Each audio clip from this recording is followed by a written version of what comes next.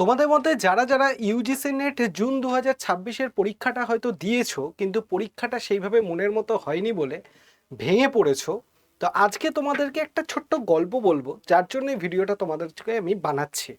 যে ভিডিওটা মানে যে গল্পটা শুনলে তোমরা বুঝতে পারবে যে এই যে আমাদের জীবনে যে ব্যর্থতাগুলো ঘটে সেইগুলো কিন্তু একেবারে শেষ নয়, সেই ব্যর্থতা থেকেও ফিরে আসা যায়। যেমন তোমরা এই ছবিতে তোমরা দেখতে পাচ্ছ একটা ঈগল রয়েছে যার 40 বছর বয়স।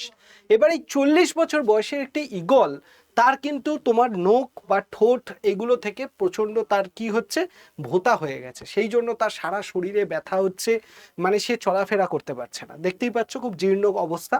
তো সেক্ষেত্রে এই ঈগলটা সে কিন্তু তার যে নাক বলো ঠোঁট বলো এগুলোকে হয় তাকে ছেড়ে বাঁচতে হবে, না হলে এগুলোকে নিয়ে তাকে ব্যথা সহ্য করতে হবে, মানে হয় ব্যথা তাকে সহ্য করতে হবে আর না হয় তাকে মরে যেতে হবে। এই দুটো হচ্ছে তার অবস্থা। তো এই রকম অবস্থায় ঈগলটা কি করতে পারে, এই রকম অবস্থায় ঈগল তার এই যে ঠোঁট বলো তার যে নখ বলো এই যে নখগুলো বলো ঠোঁট বলো যেগুলো ভোঁতা হয়ে গেছে সেগুলোর জন্য তার এত বেশি কষ্ট হচ্ছে, সেই ঈগল তার এই নাক বলো এই যে ঠোঁট বলো নখ বলো এইগুলোকে যদি তার বাদ দিয়ে দেয় শরীর থেকে, তাহলে কি হবে, তার আস্তে আস্তে তার মধ্যে যে ব্যথা যন্ত্রণা দিচ্ছে যে কারণগুলো, সেই কারণগুলো সরে যাচ্ছে এবং সে কিন্তু বেঁচে থাকতে পারছে। মানে সে কি করছে, প্রায় এই যে তার নখ বলো ঠোঁট বলো এইগুলোকে তার শরীর থেকে সে বাদ দিয়ে দিচ্ছে। কতদিন এটা করতে? প্রায় 150 দিন টাইম লাগছে, একদিনে কিন্তু সম্ভব নয়, 150টা দিন সময় লাগছে। এবং ফাইনালি সে কি করছে, সে কিন্তু রিসেট করছে, নিজের জীবনকে রিসেট করছে। দেখতে পাচ্ছ সে যেভাবে আগে ছিল অবস্থা, তার ব্যথা যন্ত্রণা জীর্ণ অবস্থা ছিল, সে কিন্তু সেগুলোকে ছেড়ে নিয়ে আবার নতুন করে সে কি করছে, বাঁচতে শিখেছে। তো তোমরা যারা যারা ইউজিসি নেট জুন 2026-এর পরীক্ষাটা একটুর জন্য হয়তো তোমাদের খারাপ হয়েছে বা সেইভাবে এক্সপেক্টেড যেভাবে পড়াশোনা করেছো সেটা হয়নি, হয়তো তোমার নেট হচ্ছে বা জেআরএফ হচ্ছে না বা তোমার হচ্ছে নেটই হচ্ছে না, এইরকম যাদের সমস্যা যাদের হচ্ছে তাদেরকে আমি একটা কথা বলি যে এই যে না হওয়ার কারণগুলো, সেই না হওয়ার কারণগুলোকে আমাদেরকে বাদ দিয়ে দিতে হবে, যাতে এই না হওয়াগুলো যাতে আর রিপিট না হয়। তাহলেই কিন্তু আমরা আমাদের যে আগামী জীবন সেই জীবনে যে আমরা যেটা চাই সেই চাওয়াটা কিন্তু আমরা পেতে পারবো। তো আজকের এই ভিডিওতে তোমাদেরকে আমি বলতে পারি যে ইউজিসি নেট জুন 2026-এর পরবর্তীকালে যাদের রেজাল্ট হয়তো মনের মতো হচ্ছে না বা তারা মনে করছে যে পরীক্ষাটা ঠিকঠাক মতো হয়নি, যদিও এখন অ্যান্সার কি আসেনি, তবুও যাদের মনে হচ্ছে এরকম অবস্থা তাদেরকে আমি বলতে পারি যে এই ভিডিওতে আমি তোমাদেরকে এমন কিছু সাজেশন দেব যেটা তোমার কেরিয়ারের জন্য শুধু নেট নয়, অন্যান্য সেগমেন্টেও তোমার কিন্তু মানে স্কোপ বাড়বে, অপরচুনিটি বাড়বে, এবং তুমি যেটা মনে করছো যে তোমার লাইফ হয়তো শেষ হয়ে গেল এখানেই স্টেপ, এরপর আর কিছু করার নেই, সেই জিনিসগুলো কিন্তু তোমার আর মনে হবে না।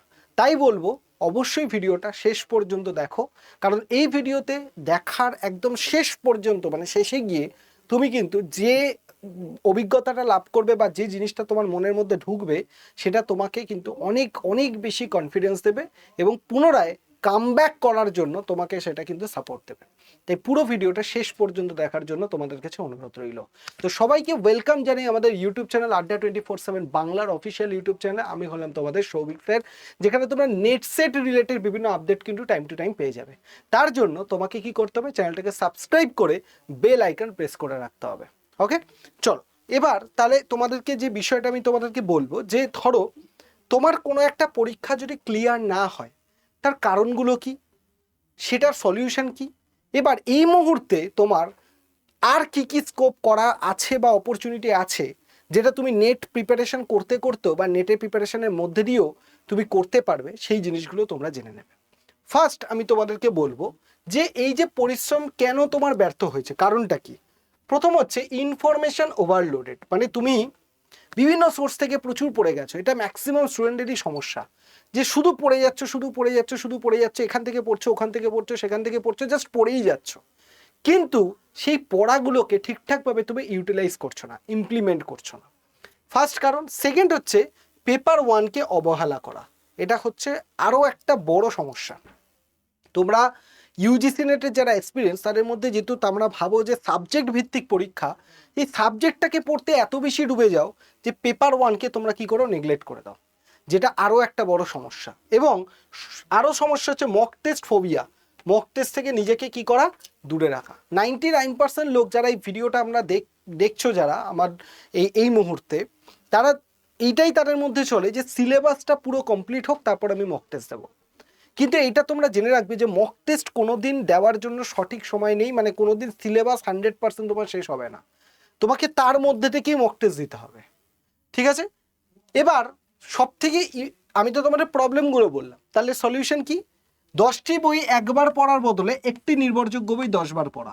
তার মানে কি, যে বইটা তুমি 10 বার ধরে একটা বইকে তুমি একবার পড়ছো আর একটা বইকে আরেকবার পড়ছো, এরকম করে না পড়ে তুমি একটা সোর্সকে চুজ করো, একটা সোর্স। হ্যাঁ, পেপার 2 এর ক্ষেত্রে একটা সোর্স থেকে সম্ভব নয়, পেপার 2 এর প্রত্যেকটা ইউনিটের জন্য একটা করে সোর্স দরকার, এটা আমি নিজেই বলছি তোমায়।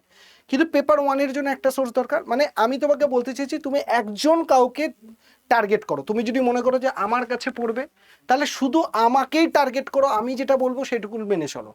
কিন্তু আমার কাছ থেকেও তুমি কিছু শুনলে, আবার আরেকটা ভিডিওতে গিয়ে তুমি কিছু শুনলে, এবার 10 জায়গা থেকে শুনে 10 রকমভাবে চলতে গেলে কিন্তু সেম জিনিস আবার রিপিট হবে। তার জন্য বেস্ট অপশন কি, যে একটা জায়গাকে চুজ করো এবং সেইটাকে ভরসা করো, তাহলেই কিন্তু তোমার জীবনে সাকসেস আসবে সব ফিল্ডে, শুধু নেট সেট বলে নয়, যে কোনো ফিল্ডে।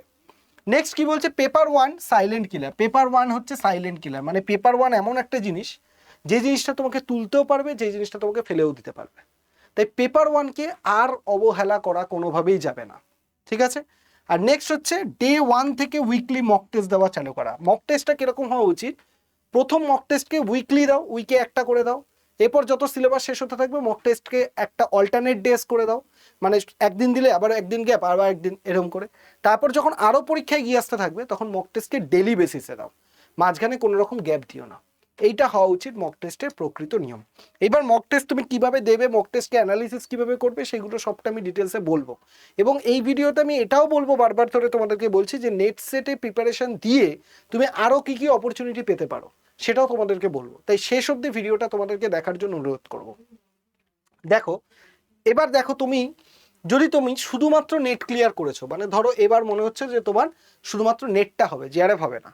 এবার নেট হওয়া মানে জেআরএফ এ হচ্ছে না, মানে তোমাদের ম্যাক্সিমাম এটাই টেনশন যে জেআরএফ হচ্ছে না, তাহলে আমি ফেলোশিপ পাবো না, আমি স্টাইফেন্ড পাবো না। চিন্তা করার দরকার নেই, কারণ নেট পাস করেও যদি তুমি এসসি বা এসটি হও বা ওবিসি হও, তাহলে কিন্তু অনেকগুলো ফেলোশিপ থাকে। ওবিসির জন্য এনএফ ওবিসি, যেটা হচ্ছে national fellowship for OBC. SC এসটির জন্য ন্যাশনাল ট্রাইবাল ফেলোশিপ রয়েছে, ঠিক আছে? সবার জন্য উন্মুক্ত যেটা আইসিএসএসআর ফেলোশিপ, এটা একটা গুরুত্বপূর্ণ। Indian council of social science research, এই আইসিএসএসআর ফেলোশিপ কিন্তু জেনারেল ক্যাটাগরির ছেলেমেয়েরাও পাবে। এবার আইসিএসএসআর ফেলোশিপটা কিভাবে পেতে হয় সেটা যদি তোমরা জানতে চাও, অবশ্যই করে ভিডিও কমেন্ট সেকশনে লিখবে, আমি জানিয়ে দেবো যে এইটা এমন একটা ফেলোশিপ যেটা কিন্তু তুমি শুধু নেট পাস করেই পাবে, এবং তুমি জেনারেল ক্যাটাগরি হও, যে কোনো ক্যাটাগরি হলেও তুমি পাবে। তার জন্য কি নিয়ম রয়েছে সেটা আমি তোমাকে আর একটা ভিডিও করে তোমাদের দেবো, যদি দরকার হয় ভিডিওর কমেন্ট সেকশনে বলবে, আমি তোমাদেরকে করে দেবো। আর একটা হচ্ছে সেন্ট্রাল ইউনিভার্সিটি। কেউ যদি সেন্ট্রাল ইউনিভার্সিটিতে পিএইচডিতে ঢোকো, ধরো তুমি নেট পাস করেছো এবং কোনো সেন্ট্রাল ইউনিভার্সিটি যেমন জেএনইউ, ডিইউ, বিএইচইউ, এই ধরনের ইউনিভার্সিটিগুলোতে তুমি যদি পিএইচডির জন্য ঢোকো, তাহলে সেই সমস্ত ইউনিভার্সিটি নিজে থেকে তোমাকে কি করবে, স্টাইপেন্ড প্রোভাইড করবে। তাহলে তোমার আর টাকার কোনো সমস্যা থাকছে না। তাহলে একটা সমস্যা মিটলো, যারা মনে করছো নেট ক্লিয়ার হয়ে গেছে কিন্তু জেআরএফটা হচ্ছে না, তুমি ওবিসি বা এসসি এসটি হলে এই ফেলোশিপগুলো নেটের রেজাল্টের ওপর বেস করেই পেয়ে যাবে।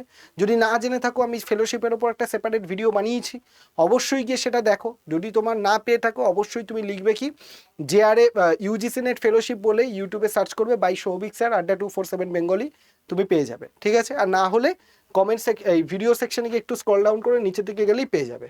আর যারা জেনারেল রয়েছে তাদের সবার জন্য আইসিএসএসআর ফেলোশিপ বা সেন্ট্রাল ইউনিভার্সিটিতে ভর্তি হলে সেন্ট্রাল ইউনিভার্সিটির ফেলোশিপ তুমি পেয়ে যাবে। তো এতগুলো ফেলোশিপ তোমাদের জন্য রয়েছে, যদি তোমরা নেট পাস করো এই সমস্ত ফেলোশিপগুলোকে দিয়ে তুমি সামনের দিকে এগিয়ে যেতে পারো, ঠিক আছে? এইবার তুমি দেখো, যদি তোমার ইউজিসি নেটের প্রিপারেশন তুমি করছো, আমি তোমাদেরকে বলবো যে ইউজিসি নেটের প্রিপারেশনের সাথে সাথে তুমি গভর্নমেন্ট জবের প্রিপারেশনও স্টার্ট করতে পারো। কি করতে পারো, কমন সিলেবাস যেগুলো দেখো, তাহলে গভর্নমেন্ট বা ব্যাংকিং জব তুমি শুরু করতে পারো। যেমন ধরো, আমি তোমাদেরকে একটা ছোট্ট উদাহরণ দিই। ধরো কেউ একজন, কোনো একটা ছাত্র বা ছাত্রী, সে ইউজিসি নেট বা সেটেতে জিওগ্রাফির জন্য প্রিপারেশন করছে, কথার কথা। তাহলে জিওগ্রাফি সাবজেক্টটা তার ভালো করে রেডি হয়ে যাচ্ছে। তাহলে সেই যদি সিভিল সার্ভিস পরীক্ষার দিকে যায়, তাই সিভিল সার্ভিস পরীক্ষায় সে তার জিওগ্রাফি অপশনাল পেপারটা তার রেডি হয়ে যাচ্ছে, যেটা একটা অত্যন্ত হেভি ওয়েটেজ পেপার অপশনাল, সেটা তার রেডি হয়ে যাচ্ছে। সাথে সাথে জিএস পেপার যেটা থাকছে সেই জিএস পেপারে জিওগ্রাফি সাবজেক্টটা তার রেডি হয়ে যাচ্ছে।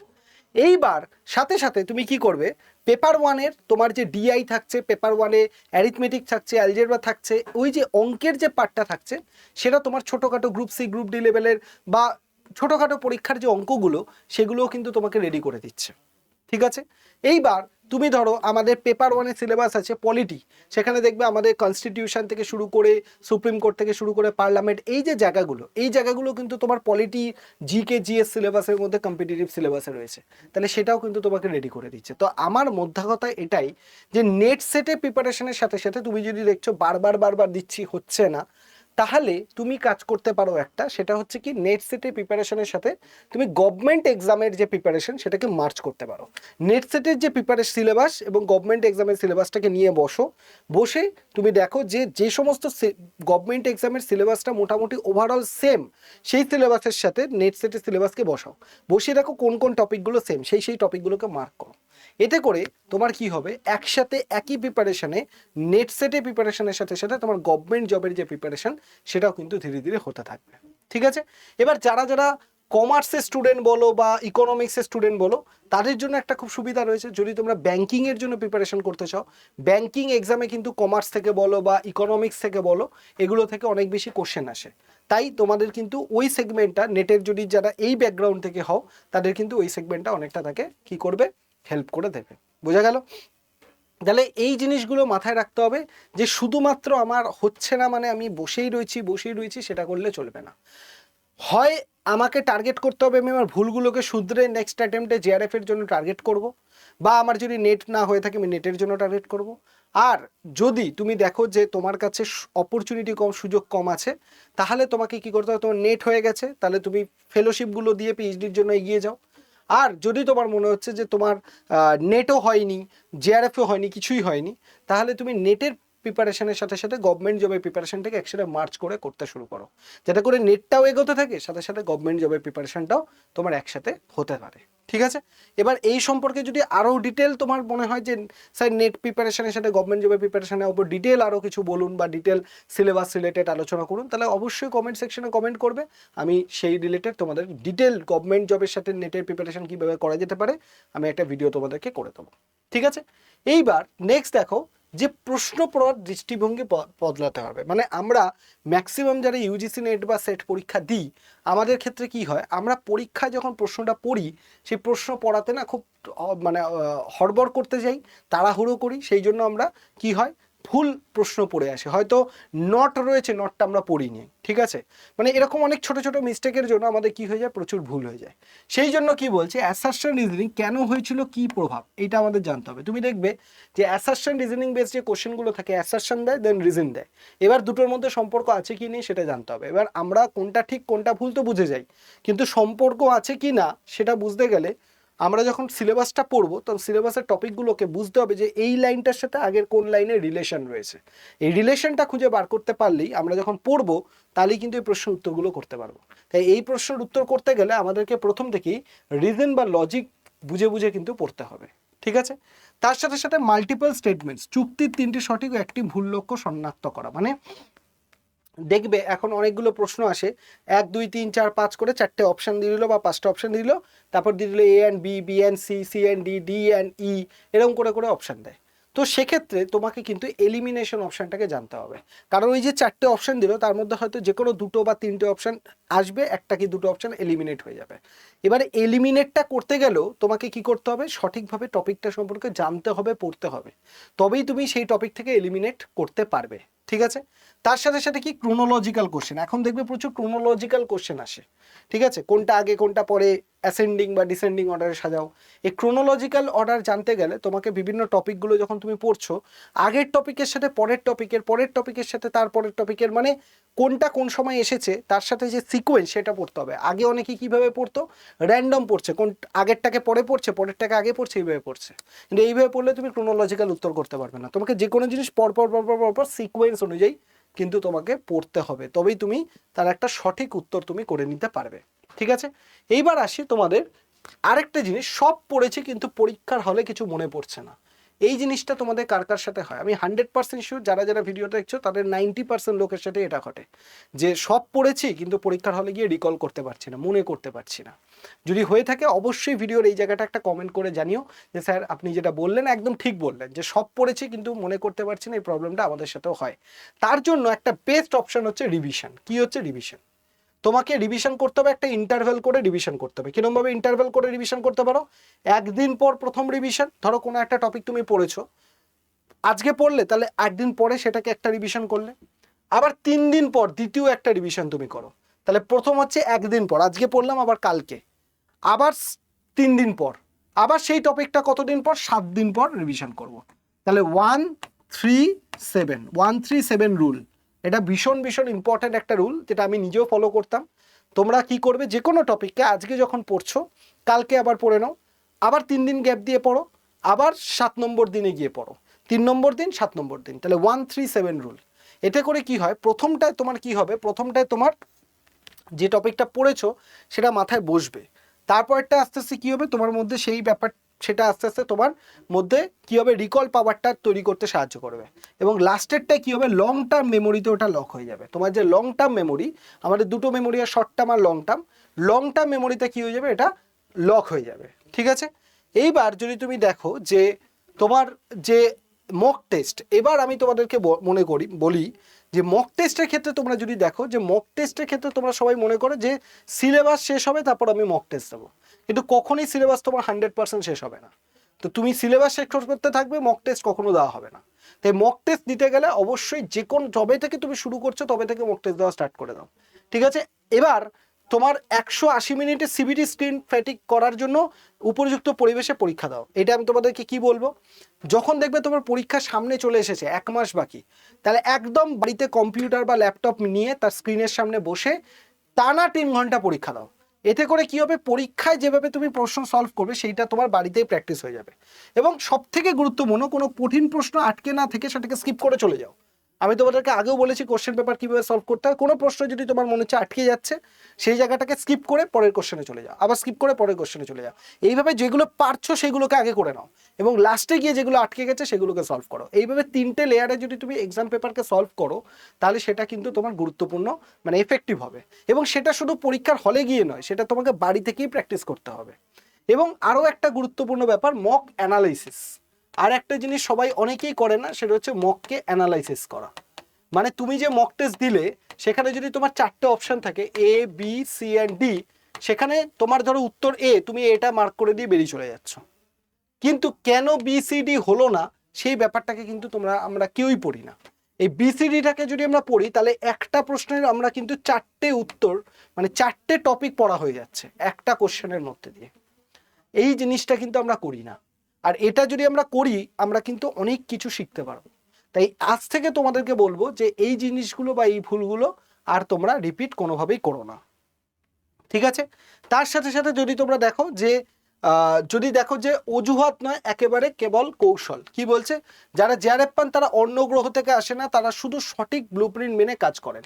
এটা একদম ঠিক। যারা জেআরএফ পাচ্ছে বা নেট ক্লিয়ার করছে তারা কেউ অন্য গ্রহের নয়, তারা সবাই এখানেই থাকে। এবং তুমি দিনে 24 ঘন্টা পাচ্ছ, তো তারাও দিনে 24 ঘন্টাই পাচ্ছে। তো তারা নিশ্চয়ই এই 24 ঘন্টাকে এমনভাবে ব্যবহার করছে যাতে করে তার সিলেকশনটা হয়ে যাচ্ছে। তো সেইটা কোনটা কিভাবে ইউজ করতে হবে সেটাই এতক্ষণ ধরে তোমাদেরকে আমি বললাম। ঠিক আছে, তো এনটিএকে দোষ দেওয়া, আমরা সবসময় কি করি, পরীক্ষা খারাপ হলে এনটিএকে দোষ দিই, এইটা খারাপ ওটা খারাপ, আমরা সবসময় সিস্টেমকে দোষ দিই।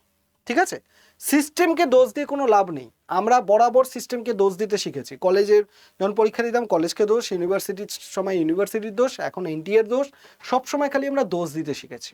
তো দোষ দিতে দিতে দিতে দিতে থাকার থেকে তোমার কোনো সমস্যার সমাধান হবে না। বেটার নিজের সমস্যাটা বোঝো যে কোথায় সমস্যা, এবং সেই সমস্যাটা বুঝে নিজে সেটাকে সমাধান করার চেষ্টা করো। তবে গিয়ে কি হবে, তুমি আলটিমেটলি পরের অ্যাটেম্পটে তুমি কিন্তু সাকসেস পাবে। এই যে এখনকার অ্যাটেম্প থেকে আগামী যে 6টা মাস পর আবার যে অ্যাটেম্প্ট হবে, এই 6টা মাসের মধ্যে মাঝখানের টাইমে তুমি কি করছো সেটা নির্ভর করছে ডিসেম্বরে তুমি সাকসেস পাবে কি পাবে না। তাই এইটা কিন্তু তোমাদের জন্য খুব গুরুত্বপূর্ণ যে সিস্টেমকে দোষ না দিয়ে নিজের মতো করে তুমি কি করবে, প্রিপারেশনটা স্টার্ট করো, যেটা আমি তোমাদেরকে বললাম। আর তোমার যদি মনে হয় যে এইভাবে পড়াশোনা যেটা তোমরা করছো তাতে তোমার সমস্যা হচ্ছে নিজে একা ঠিকঠাক গাইডেন্স পাচ্ছ না, সঠিকভাবে পড়াশোনা করা দরকার, তাই সেক্ষেত্রে তুমি যদি মনে করো যে আমার সাথে থেকে আমার কাছে পড়বে বা আমার গাইডেন্স দিয়ে পড়বে, আমি যেভাবে তোমাদের বলি সেইভাবে তোমরা পড়তে চাও, তাহলে অবশ্যই করে আমি আড্ডা 247 বেঙ্গলিতে তোমাদের জন্য দুটো ব্যাচ নিয়ে এসেছি।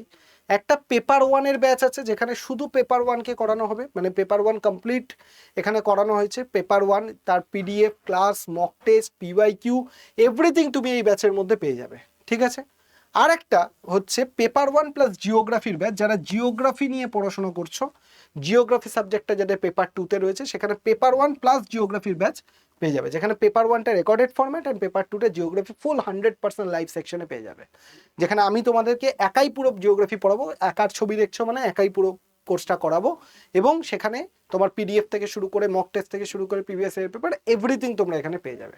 তার জন্য অবশ্যই করে তোমাদেরকে বলবো তোমার যেটা মনে হচ্ছে যে ব্যাচটা তোমার সুইটেবল সেই ব্যাচটা তুমি জয়েন করে যাও, ঠিক আছে। কারণ এই দুটো ব্যাচই আমিই করাই, পেপার ওয়ানটা এখানে আমিই করাই, পেপার ওয়ান প্লাস জিওগ্রাফিটাও আমিই করাই। তো তোমার যেটা মনে হচ্ছে, তোমার যেটা পছন্দ, তুমি যেটা নিলে কমফোর্টেবল তোমার মনে হচ্ছে, তুমি সেটা জয়েন করে যাও। এবার ব্যাচটা তুমি কি করে জয়েন করবে, সবার আগে আড্ডা 247 অ্যাপটাকে ইনস্টল করে নাও। কি করে করবে, অবশ্যই ভিডিওর ডেসক্রিপশন বক্সের লিঙ্ক আছে, সেখান থেকে জয়েন করতে পারো, বা এইখানে যে অ্যাপটার প্লে স্টোরে গিয়ে আড্ডা 247 লিখলেও তুমি এরকম লোগো দেখতে পাবে, সেখান থেকে তুমি ইনস্টল করে নিতে পারবে। এবার অ্যাপটা যে মুহূর্তে তোমার কাছে ইনস্টল হয়ে গেল, সবার আগে দেখবে তোমার কাছে সিলেক্ট ইউর এক্সাম বলে অপশান আসবে, সেখান থেকে স্টেট এক্সাম বলে অপশান আসবে, এবং স্টেট এক্সাম থেকে তুমি ওয়েস্ট বেঙ্গল অপশানে ক্লিক করবে। কেউ এই টিচিং ইউজিসি সিএসআইআর এটা ক্লিক করবে না, অনেকেই এটা ক্লিক করে ফেলো, যেটা করবে না কেউ। তোমরা স্টেট এক্সামে ক্লিক করবে, করে ওয়েস্ট বেঙ্গল অপশানটা ক্লিক করবে, ঠিক আছে। ওয়েস্ট বেঙ্গল করার সাথে সাথে তুমি দেখবে এই জায়গায় ওয়েস্ট বেঙ্গল লেখাটা তোমার চলে আসবে, যদি না আসে আবার এই স্টেট এক্সাম থেকে এটাকে ওয়েস্ট বেঙ্গলটাকে করে নেবে, অবশ্যই করে, ঠিক আছে। তারপর এখানে দেখবে স্টোর বলে অপশান আছে, স্টোর বলে অপশানে তুমি ক্লিক করবে। স্টোর অপশানে ক্লিক করার সাথে সাথে তুমি দেখবে তোমার কাছে কি হবে, এরকমভাবে ফাইন প্রোডাক্ট বাই এক্সাম, একটু নিচের দিকে নামলে দেখতে পাবে যেখানে ভিউ অল আছে, ভিউ অলে তুমি ক্লিক করবে। ভিউ অলে করার সাথে সাথে ইউজিসি নেট বেঙ্গলি বলে অপশন আছে, ইউজিসি নেট বেঙ্গলিতে ক্লিক করবে। এবার যদি তুমি মনে করো জিওগ্রাফি প্লাস পেপার ওয়ানের ব্যাচটা নেবে, তাহলে ফার্স্ট ব্যাচটা যেটা তুমি 6099 দেখতে পাবে। আর যদি তুমি মনে করো যে পেপার ওয়ানটা শুধু নেবো, তাহলে 2099 যে ব্যাচ আছে সেটা সেকেন্ড ব্যাচ তুমি নিয়ে নিতে পারো, ঠিক আছে। এবার ফার্স্ট ব্যাচটা তুমি যদি ক্লিক করো, এখানে ইউজ কয়েন করবে, এখান থেকে কুপন অ্যাভেলেবেলটাকে তুমি আমাকে ফোন করবে, আমি কুপন তোমায় বলে দেবো। বলে দেওয়ার পর তুমি কি করবে, এই 7624টা মোটামুটি 6099 থাকবে, আর যদি কুপন অ্যাপ্লাই করে দিই এটা 5870 টাকা মতো তোমার হয়ে যাবে। আমার সাথে কন্ট্যাক্ট করে নেবে, 5870 টাকায় তুমি পেপার ওয়ান প্লাস জিওগ্রাফির ব্যাচটা পেয়ে যাবে। আর যদি তুমি পেপার ওয়ান শুধু নিতে চাও, তাহলে এখানে কি ইউজ কয়েন করবে, 2099 টাকাটা কমে গিয়ে কত হয়ে যাবে, 2072 2072 টাকা হয়ে যাবে, এবং তুমি ব্যাচটাকে বাই নাও করে পারচেস করে নিতে পারো। আর যদি তোমার মনে হয় যে তুমি আমার সাথে কন্ট্যাক্ট করবে, অবশ্যই ব্যাচ নেওয়ার আগে আমার সাথে কন্ট্যাক্ট করে নেবে, বা তুমি হোয়াটসঅ্যাপ গ্রুপে আমাদের সাথে জয়েন করতে চাও, যেখানে আমি বিভিন্ন ইনফরমেশন স্ট্র্যাটেজি এগুলো তোমাদের সাথে শেয়ার করি, সেটা যদি জানতে চাও, তাহলে এই যে হোয়াটসঅ্যাপ নাম্বার 8583890659, এখানে তোমার যদি সাবজেক্ট জিওগ্রাফি হয় তাহলে নেট সেট জিওগ্রাফি লিখে মেসেজ করবে, net set geography, net set geography লিখে মেসেজ করবে। আর যদি তোমার সাবজেক্ট শুধুমাত্র পেপার ওয়ান, মানে তুমি পেপার ওয়ানের জন্য করো, মানে জিওগ্রাফি তোমার সাবজেক্ট নয়, তাহলে তুমি অন্য সাবজেক্টে তাহলে শুধু নেট সেট লিখে মেসেজ করবে। হোয়াটসঅ্যাপ করলেই হবে শুধুমাত্র, আমি আমাদের ডেডিকেটেড হোয়াটসঅ্যাপ গ্রুপে তোমাদেরকে কি করব, জয়েন করিয়ে দেবো, ঠিক আছে। আর যদি কোনো মন্তব্য থাকে, কিছু জানার থাকে, অবশ্যই ভিডিও কমেন্ট সেকশনে কমেন্ট করবে, তোমাদের বলে দেবো। এবং ভিডিওটা ভালো লাগলে একটা লাইক করে দেবে, এবং একটা কমেন্ট করে জানাবে যে কেমন হলো ভিডিওটা, এবং শেয়ার করে দাও সেই সমস্ত বন্ধু বান্ধবদের সাথে, যাতে বারবার নেট দিচ্ছে কিন্তু হচ্ছে না, ডিপ্রেশনে রয়েছে, এটা তাদের কাছে অনেক বেশি হেল্প করবে, ঠিক আছে। সবাই খুব ভালো থাকো, সুস্থ থাকো, দেখা হচ্ছে নেক্সট ভিডিওতে, টাটা।